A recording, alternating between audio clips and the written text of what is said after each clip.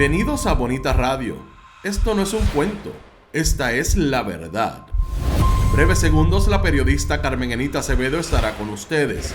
Bonita Radio está disponible en Facebook, Instagram, X, Spotify, YouTube, iVoox y iTunes. Agradecemos a nuestros auspiciadores. Vega Coop, de tu lado siempre. Y Buen Vecino Café. Nuestras transmisiones son viables también gracias al apoyo de ustedes. Pueden enviar sus donativos accediendo a bonitaradio.net. Allí podrán realizar su aportación a través de PayPal o tarjetas de crédito. También pueden realizar su donativo por ATH Móvil Negocios a la Fundación Periodismo 21. O pueden enviar un cheque o giro postal a PMB número 284, P.O. Box 194000, San Juan, Puerto Rico 00919-4000. Bonita Radio, esto no es un cuento, esta es la verdad. Con ustedes, la periodista Carmen Enita Acevedo, en directo desde el estudio Roberto el Indio Acevedo.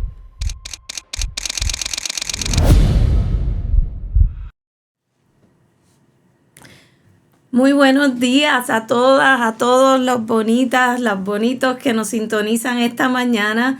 Un poquito tarde entramos, pero bueno, ya estamos aquí. Gracias por sintonizar, gracias por conectarse. Nuevamente, soy Mari Narváez y estoy en sustitución hoy de la compañera Carmen Enita Acevedo, quien está disfrutando más que nosotros, pero le enviamos un saludito.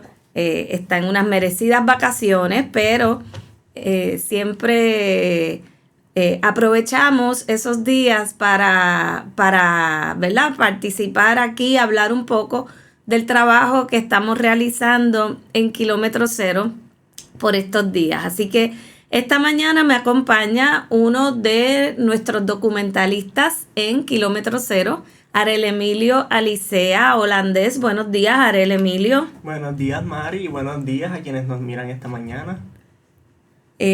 Vamos a estar hablando hoy sobre narrativas policiales, documentación, la importancia de contar nuestras historias, y queremos conversar un poco también sobre los últimos casos que hemos visto y sobre lo que hemos estado haciendo últimamente en Kilómetro Cero. Así que agradecemos sus comentarios, como siempre.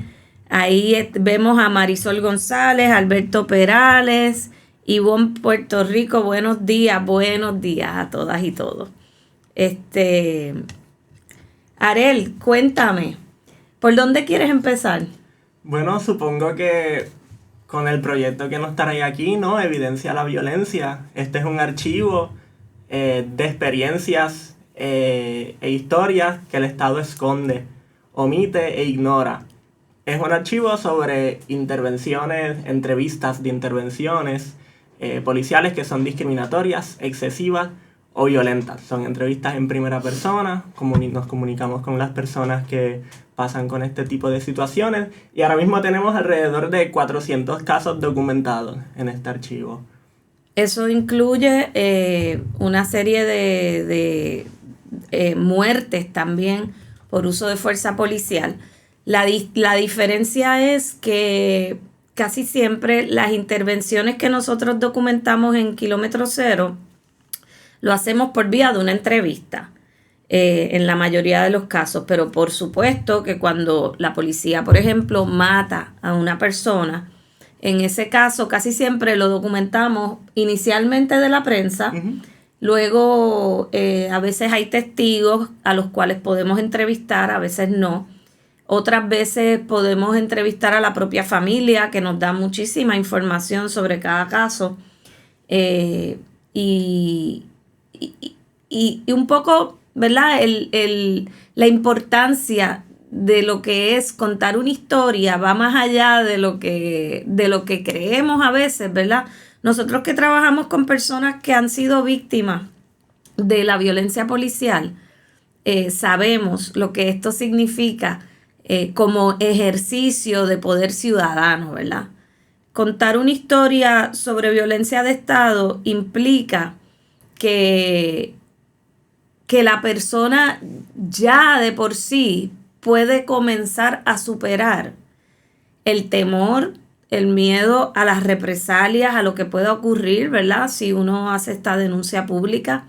Así que es un paso bien importante en el proceso, no solamente de la justicia, sino en el proceso de la denuncia, en el proceso de la activación del poder ciudadano, de ese poder que nosotros tenemos y que podemos utilizar para, ¿verdad? Para mejorar las situaciones que vivimos todos los días en nuestro país. Yo quería comentar sí. que, ¿verdad? Siempre utilizamos datos para retar las acciones y las ideas policiales, pero los datos no son suficientes para generar acción o movilizar cambios. De lo contrario, ya viviríamos en un Puerto Rico pues mejor, ya que muchos datos nos benefician, como los datos que publicamos en el informe de licencia para matar, en el palique policial sobre los policías feminicidas y en el palique sobre la comparación de presupuesto entre policía y UPR.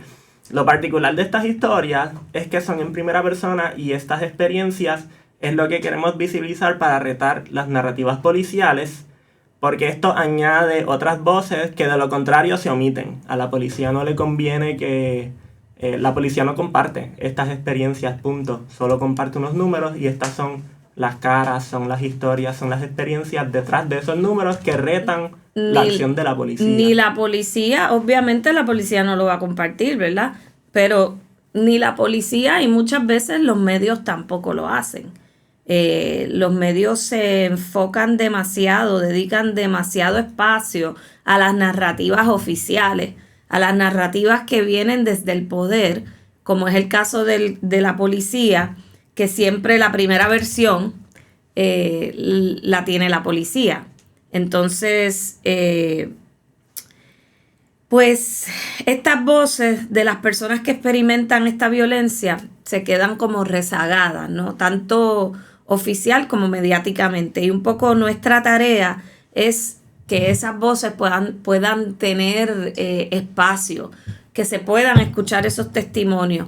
Entonces, recientemente tuvimos un taller la semana pasada, precisamente acerca de este tema de las narrativas policiales, cómo ir desmontando esas narrativas, porque en nuestra experiencia resulta que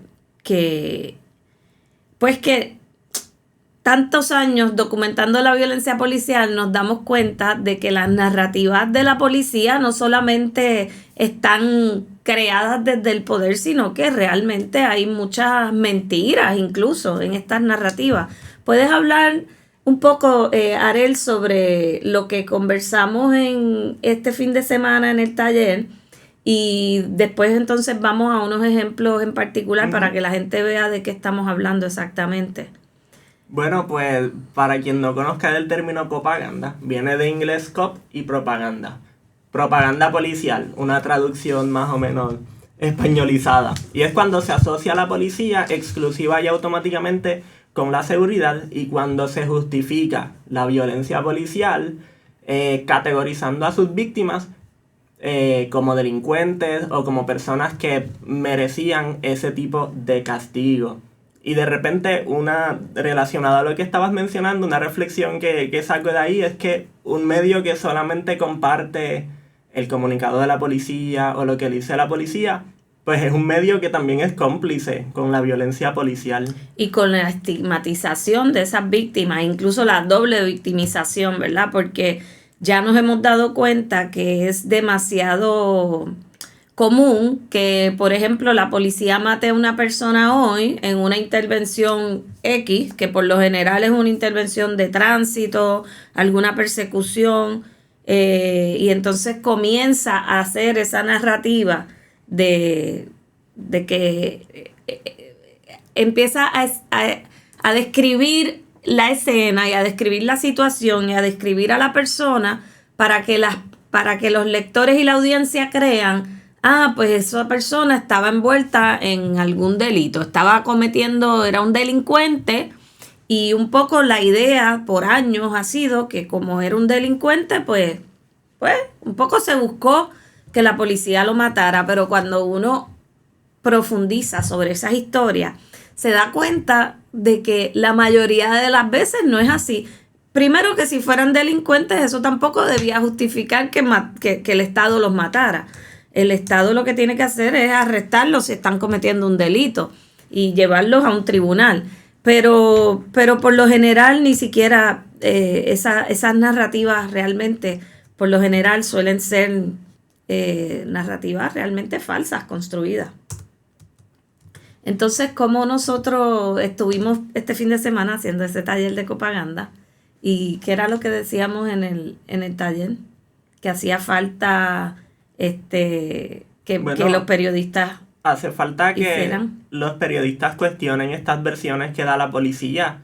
Y pasó con un caso reciente de una muerte, cuando una nota de prensa sobre una muerte o sobre cualquier intervención, la comunicación de la policía es bien ambigua, sale mediante una persecución, resultó muerto o resultó arrestado con una voz pasiva. Sabemos que hay algo oculto detrás de esa historia, y sucedió con un caso de muerte reciente que era precisamente persecución y hombre resulta muerto.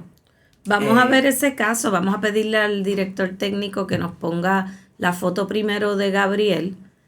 Gabriel Febres Benítez es creo que es el último caso que hemos podido documentar de muerte por uso de fuerza policial. Fue un caso reciente, ocurrió en estos días. ¿Y cómo fue que la prensa lo expuso, Arel? La prensa lo expuso. Ahí tienes uno de los ejemplos. Vamos a ver uno de los ejemplos. ¿Qué es lo que dice la prensa? Voy a leer directamente. Durante la persecución, el conductor chocó 4 carros en dirección a Bayamón y murió. De la nada. Y murió. Como que nadie no explica cómo murió. Y murió. Yo digo que como si fuera muerte natural casi. ¿Y qué es lo que dice? Eso es Telemundo, ¿verdad? Eso era Telemundo. Ahora es Primera Hora. ¿Primera Hora qué dice? Primera Hora está citando directamente el informe policíaco y dice: inicia una persecución donde ocasionó daños a 4 vehículos, culminando en la carretera tal, donde muere. Frente al supermercado Amigos, en el mencionado municipio, donde muere. La persona muere, como que uno no sabe si le dio un ataque al corazón en medio de esa intervención, si fue que, no sé, le cayó una piedra encima, ¿cómo que muere? Si fue el policía el que lo mató. Solamente el vocero en este caso publicó lo que pasó, que fue que el policía, después de esa persecución, le disparó varios tiros en la cara al muchacho. Pues claro que iba a morir si el policía lo mató, pero no es lo mismo decir que una persona muere en medio de una intervención sin saber cómo murió, que decir, un policía le disparó en la cara y por eso la persona murió. Así que esos comunicados, como dice Arel, ambiguos que publica la policía y que la prensa reproduce, son unas narrativas ¿verdad? Que lo que hacen es ocultar la violencia de Estado. Y eso es lo que va a hacer la policía, porque ellos son los causantes de la violencia de Estado. Nosotros no podemos, como periodistas, hacerles el juego, ¿verdad? Y publicar cualquier cosa que ellos envíen antes de saber, oye, ¿qué fue lo que pasó? No es lo mismo morir de repente, como si me diera un ataque al corazón en medio de la intervención, que recibir un disparo en la cara.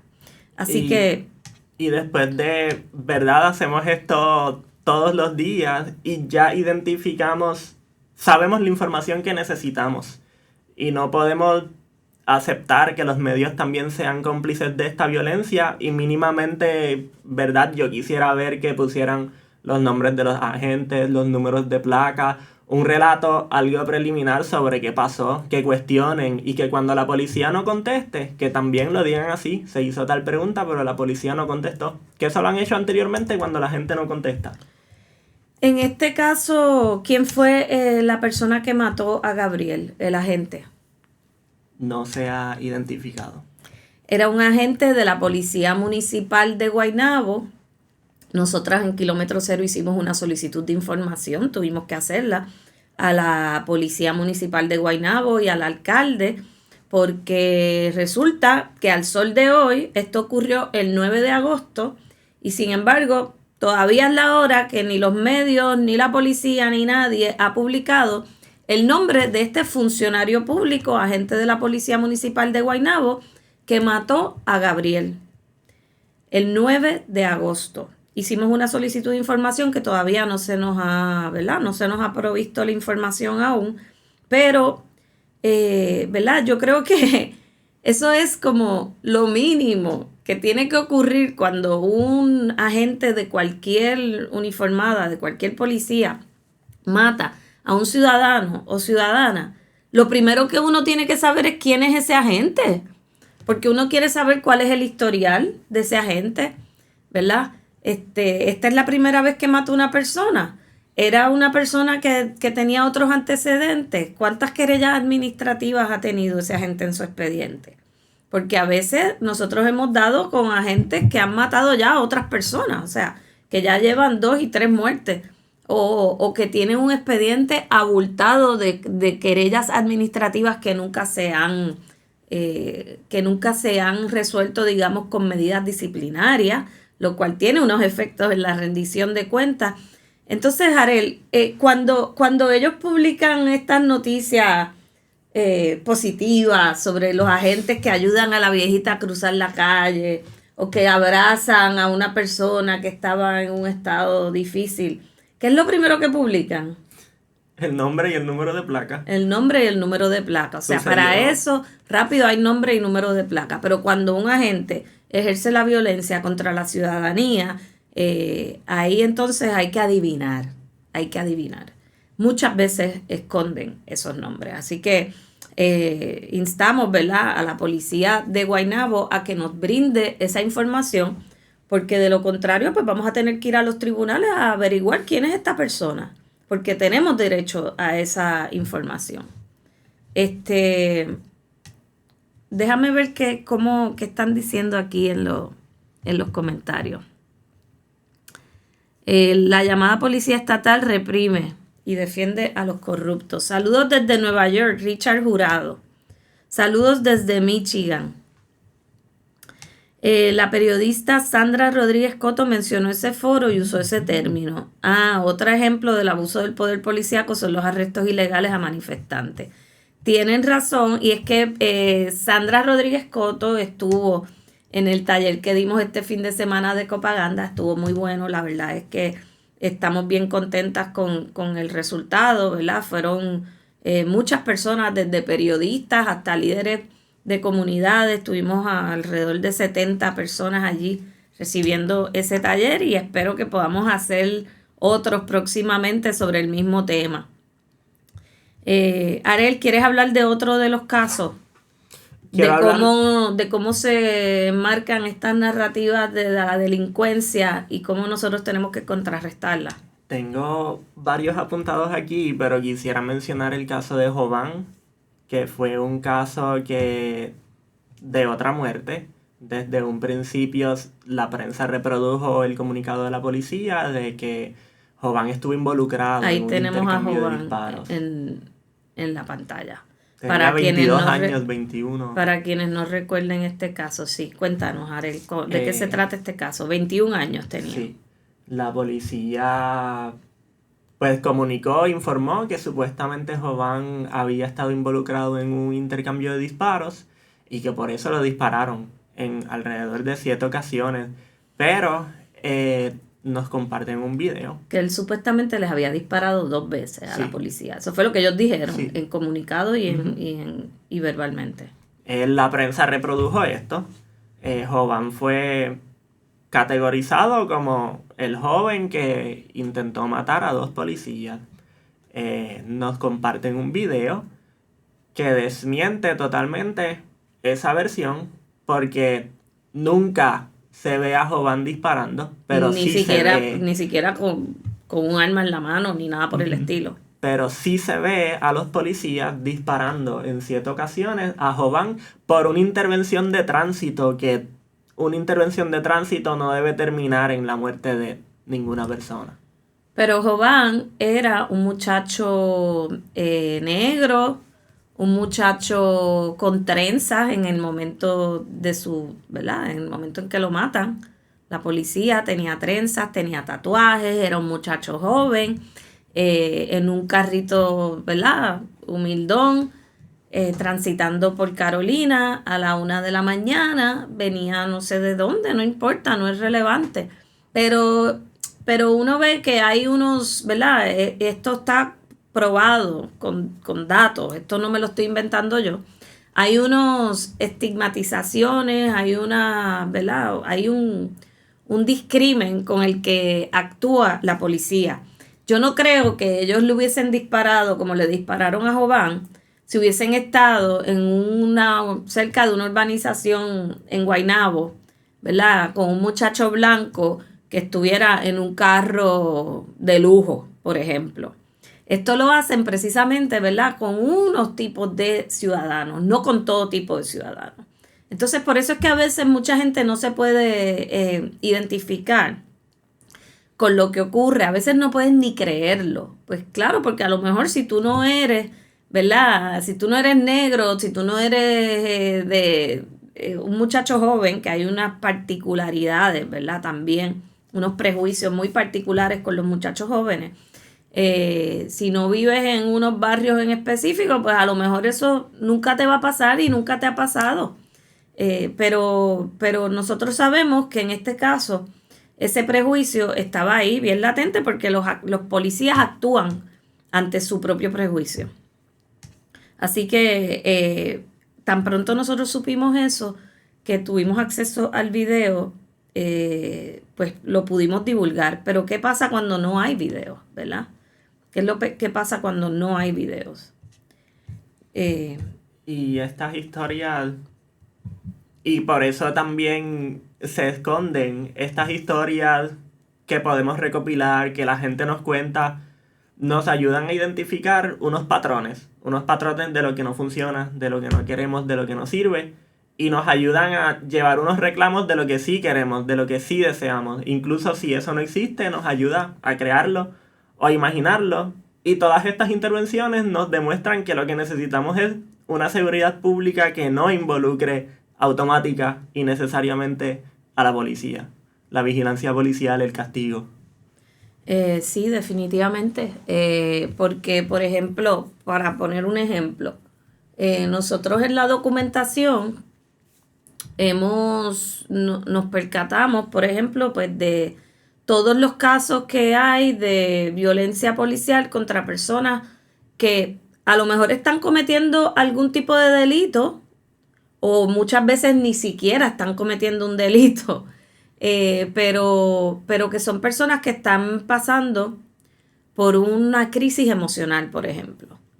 Entonces, lo que esa persona necesita no es intervención policial. La policía, por más adiestramiento que cojan sobre cómo intervenir con personas ¿verdad? En crisis emocionales, es que la policía no son ni trabajadores sociales, ni psicólogos, ni paramédicos, ni doctores, ni psiquiatras. Entonces, la intervención, la policía de lo que sabe es de violencia, porque es que la policía existe para legitimar la violencia del Estado. Ellos saben ser violentos, ellos saben arrestar gente y mandarla para la cárcel. Y si nosotros mandamos a la policía cuando una persona tiene una crisis emocional, pues lo que estamos haciendo es criminalizando ese problema que a veces es de salud mental, a veces es de abuso de sustancias controladas, a veces son situaciones absolutamente sociales. Por ejemplo, personas que viven en la calle, personas sin hogar, ¿verdad? Que las circunstancias los han llevado a tener más crisis emocionales de las que puede tener pues una persona que tiene una vivienda, por ejemplo. Pero mandamos a la policía a resolver estos problemas. ¿Y qué pasa? Tenemos casos en los que, ¿verdad? Las personas en los peores casos han terminado muertas porque la policía los ha matado. en esas intervenciones, pero si no terminan muertos, muchas veces terminan lesionados por un taser, por ejemplo, o terminan en la cárcel. Las cárceles están llenas de personas que lo que estaban eran atravesando crisis de salud mental. ¿Es la cárcel el lugar idóneo para estas personas? Obviamente no. Así que por eso es que nosotros promovemos y abogamos por Arel. Por otra seguridad pública y porque no sea la policía quien intervenga en situaciones de crisis de salud mental. Estaba hojeando la orden general de la policía para el manejo de crisis y no es muy diferente a la orden general sobre el uso de fuerza. Así que para una población que se supone que tengan otro trato, el trato no es tan diferente. Y desde el segundo párrafo, primera página, ya la policía categoriza en esa orden a las situaciones de personas en crisis como un reto para las autoridades y que puede ser una situación de violencia. Y con eso con eso abren esta orden para manejo de intervenciones en crisis que debe tener otro tipo de sensibilidad y evidentemente, como ya mencionaste, la policía no está adiestrada ni equipada para manejarla. Así que nosotros tenemos esta campaña que Víctor les puso ahorita la imagen, se llama Que no sea la policía, manejo de crisis sin policía.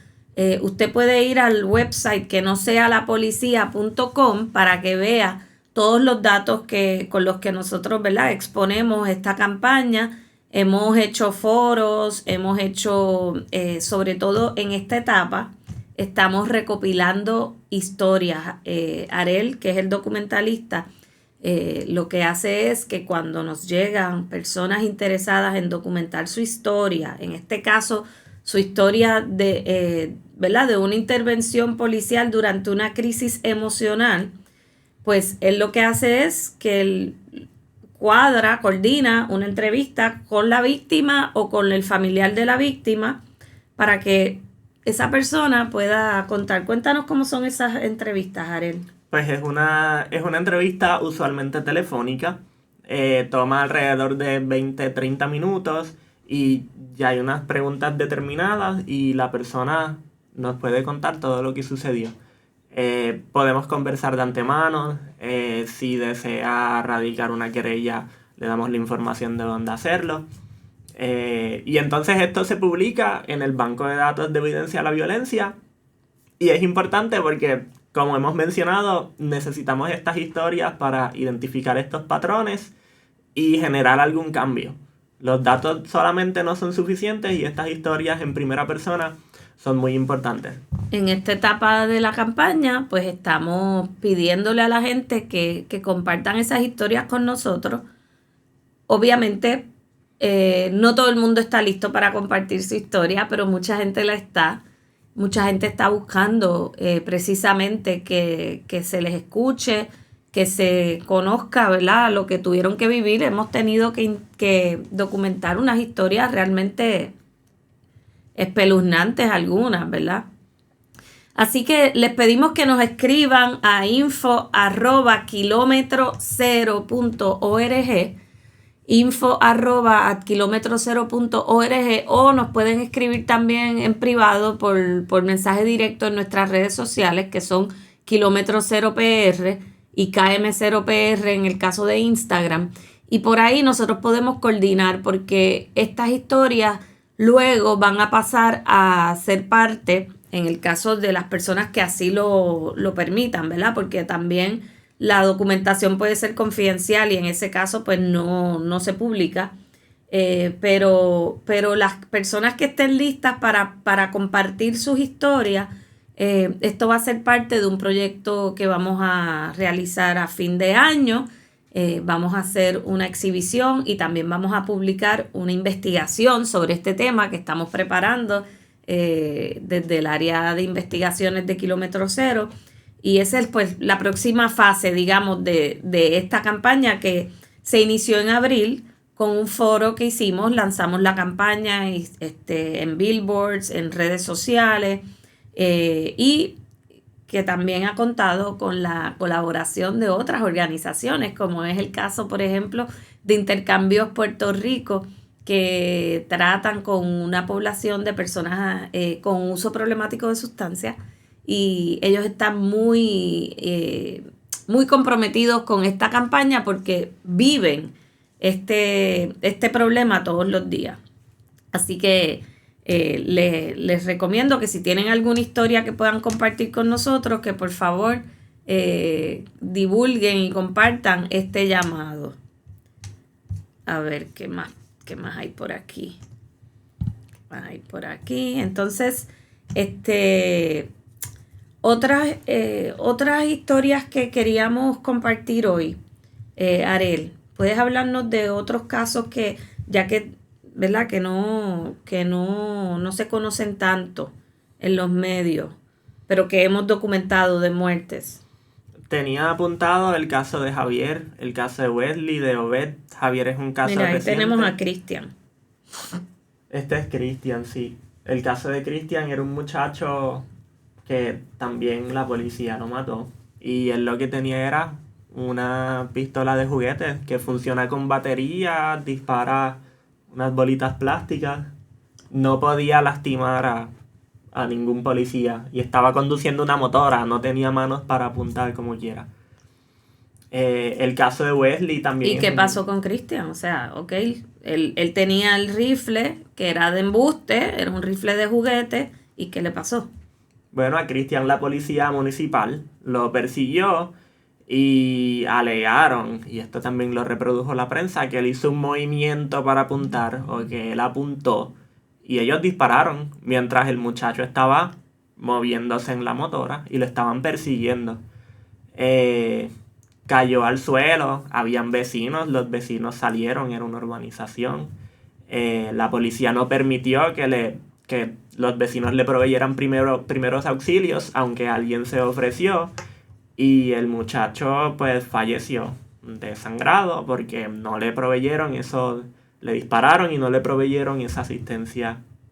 El muchacho médica. murió, tenía 19 años, era un muchacho pues un muchacho de su casa que acababa de ensamblar su propia motora y la estaba probando, y pues fue víctima también de lo que es el prejuicio, porque también es joven, porque estaba en una motora, en un barrio de San Juan también, ¿verdad? Un barrio colindando con Trujillo Alto.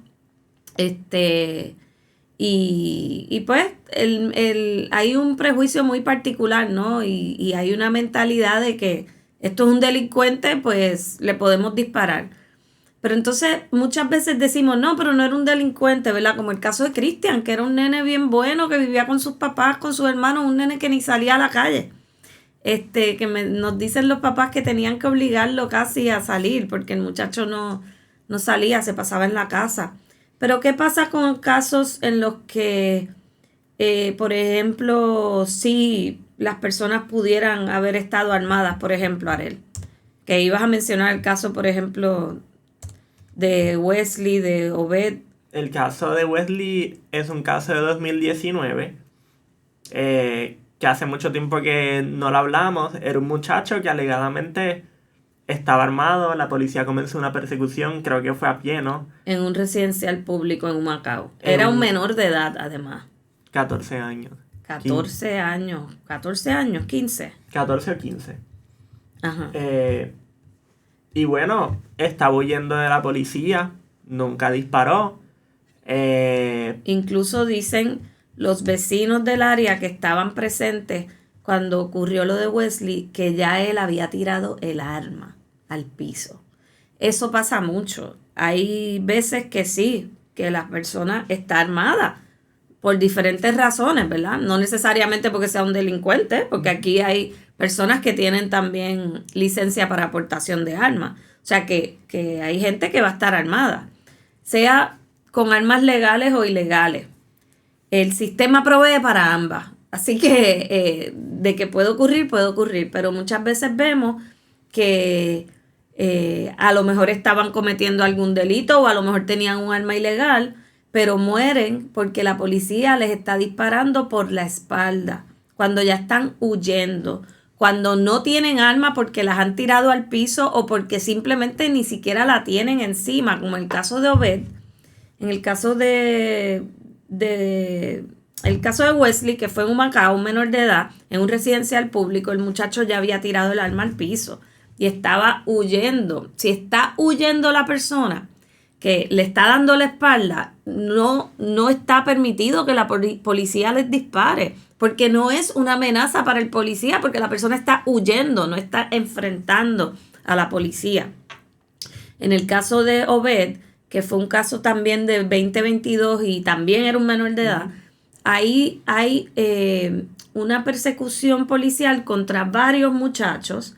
Algunos estaban armados, eso fue en un balneario público. Sin embargo, se van detrás de particularmente de Obed, que no tenía un arma, que estaba también corriendo, huyendo de la policía y que le disparan también por la espalda, otro menor de edad.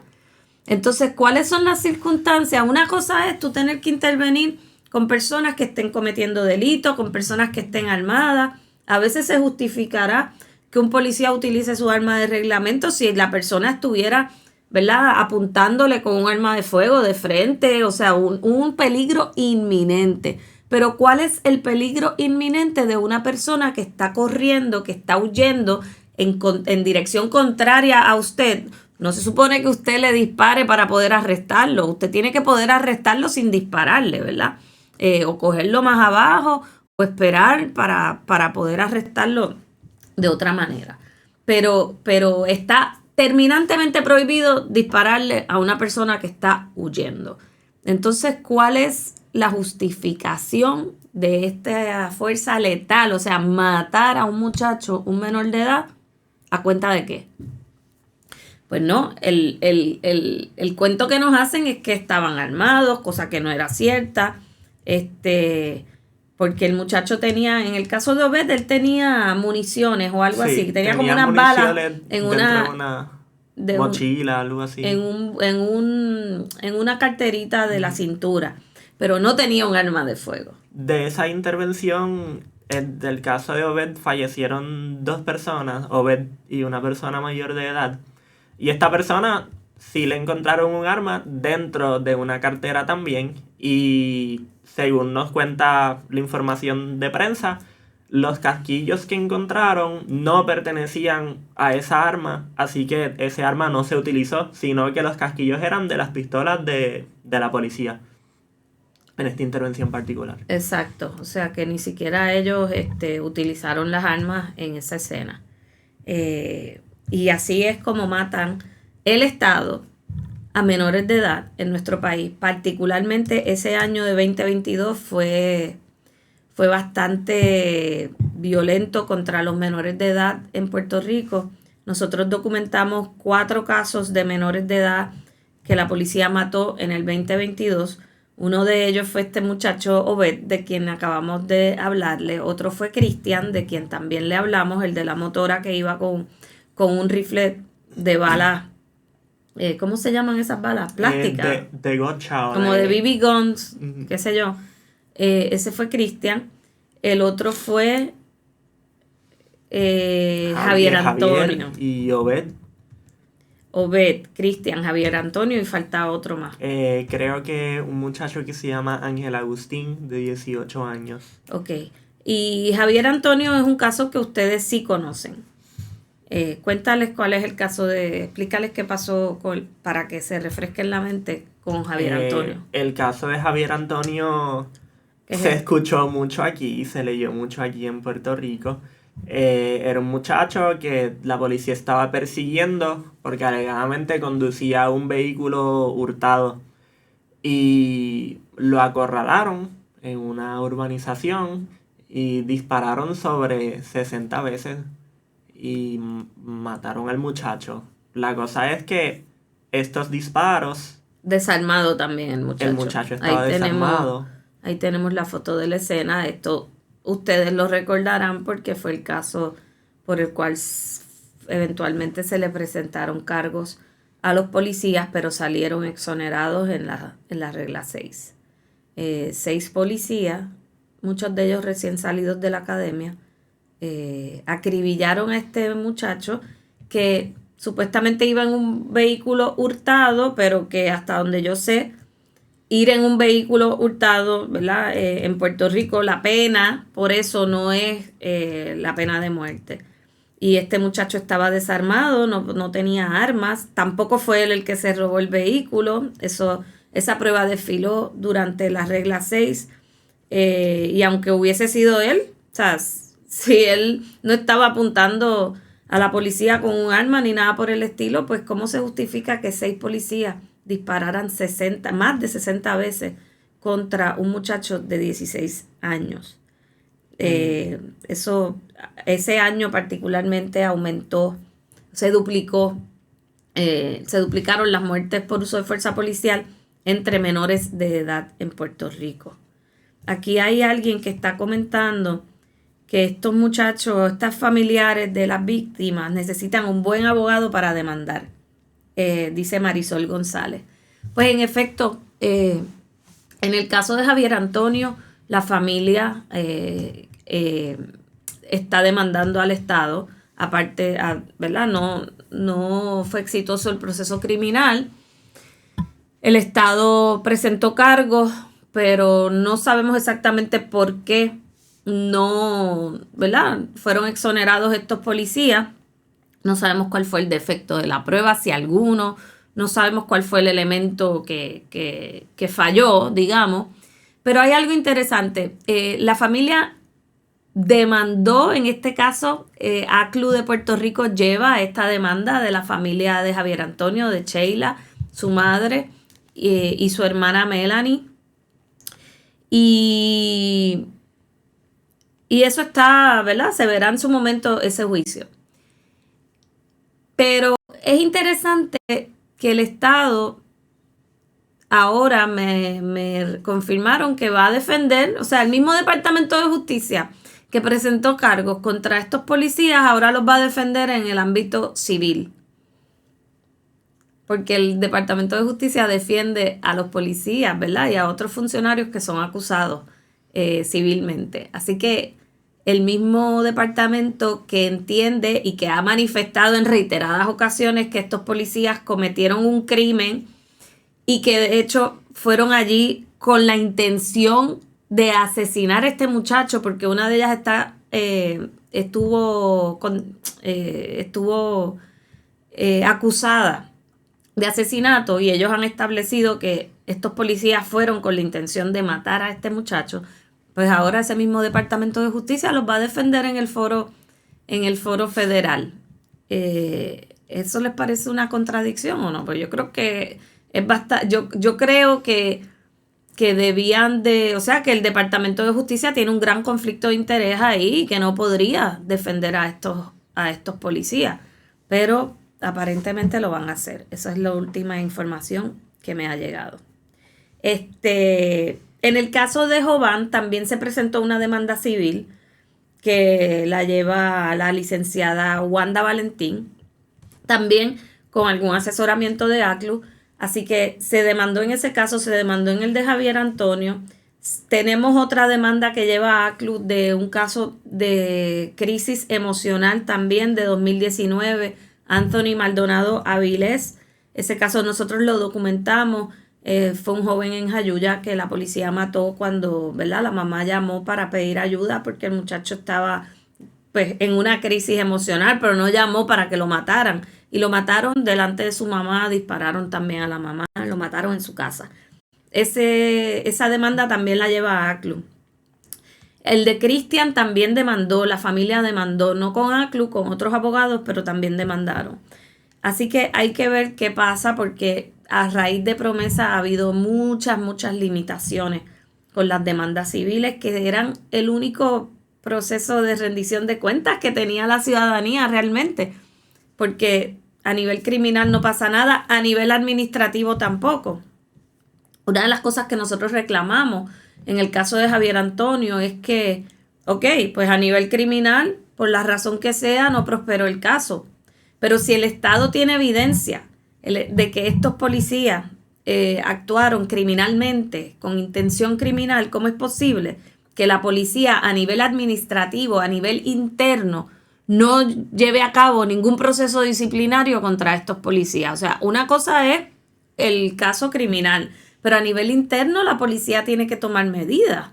Si ve que hay policías que han cometido graves errores, que han costado la vida a un menor de edad, bueno, pues tiene que haber un proceso disciplinario para que eso no vuelva a ocurrir, para asegurarnos de que esos policías tengan su proceso de rendición de cuentas y que esto no se siga repitiendo. Pero lo que hace la policía es celebrar que pues la regla 6 pues fueron exonerados, y ellos celebran con los acusados como si fueran, como si fuera todo lo mismo. Así que estamos muy, muy lejos en Puerto Rico de tener un mínimo, ¿verdad? Una plataforma mínima, unos mecanismos mínimos de rendición de cuentas, cuando el comisionado de la policía le preocupa más defender a sus policías que proteger la integridad de la ciudadanía, que es lo que es en realidad su trabajo. Así que, déjame ver qué están diciendo por aquí. Gracias por todo cuanto hacen. Esto que hacen es tan importante. Gracias por todo cuanto hacen. Enitza Ocasio, gracias a ustedes que nos apoyan en este trabajo, que no es muy fácil que digamos. Jorge López Martínez dice, veo un patrón con las policías municipales. Arel, ¿cuántos de estos casos de muertes por uso de fuerza policial son de policías municipales? El número exacto no lo tengo, pero... Es como un 17%. 17, casi, bueno, podría ser 20. Estos últimos casos que hemos documentado han sido de policías municipales, Gabriel, otros adicionales. Y las policías municipales no están sujetas a ningún proceso de reforma policial actualmente, así que en ese sentido es bueno, por ejemplo, que los candidatos a la alcaldía de San Juan, por ejemplo, tomen nota, porque una de las cosas, ¿verdad?, que debían de estar proponiendo es precisamente unos controles ciudadanos de supervisión independiente para esas policías, porque sí, las policías municipales yo me atrevería a decir que son un gran problema, porque no solamente, ¿verdad?, tienen el 17% de las muertes por uso de fuerza policial se han registrado que son de policías municipales diversas, pero tienen unos historiales realmente muy violentos, sobre todo la Policía Municipal de San Juan y la de Guaynabo.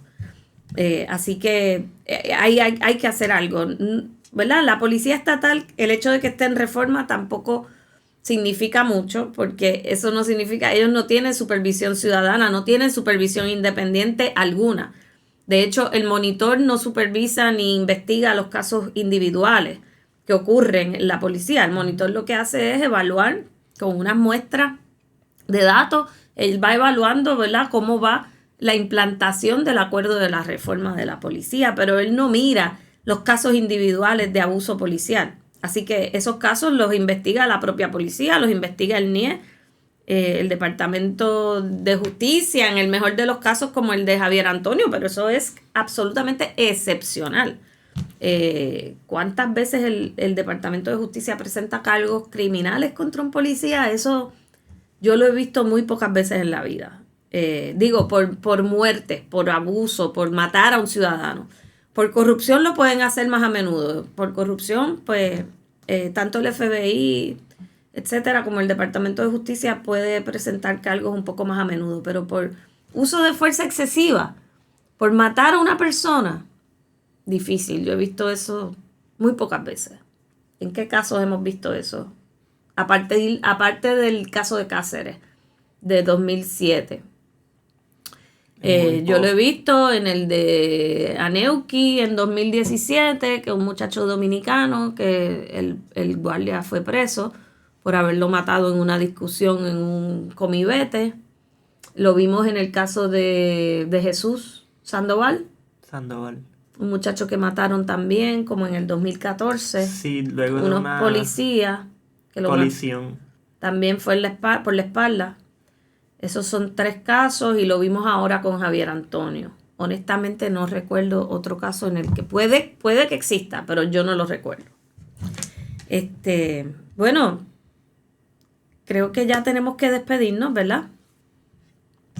Algo más, Arel, que tengamos que añadir. ¿Puedes recordarle a los radioescuchas dónde nos pueden contactar para documentar sus historias de intervenciones violentas, discriminatorias o excesivas de parte de la policía? Sí, eso era lo que iba.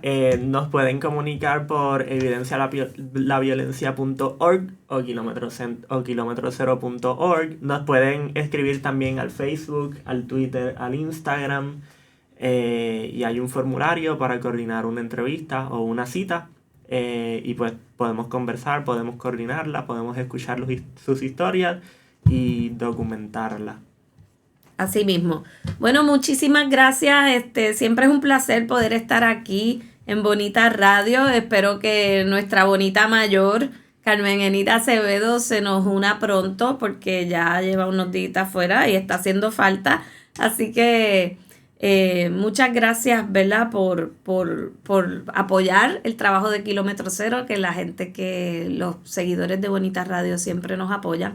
Gracias por escuchar esta intervención y pues espero regresar pronto con más discusiones acerca de la violencia de Estado y cómo el poder ciudadano puede combatirla, puede confrontarla y puede resistirla.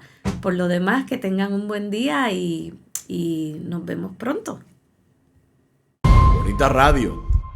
Esto no es un cuento. Esta es la verdad. Este programa fue traído a ustedes por Vega Coop, de tu lado siempre. Y Buen Vecino Café. Y no olvide que puedes realizar sus donaciones a través de ATH Móvil en la sección de negocios como Fundación Periodismo 21. O puede acceder a nuestra página de internet bonitaradio.net y donar a través de PayPal o tarjetas de crédito. También puede enviar cheques o giros postales a nombre de la Fundación Periodismo Siglo XXI, PMB 284, P.O. Box 194000, San Juan, Puerto Rico 00919-4000. Bonita Radio. Esto no es un cuento. Esta es la verdad.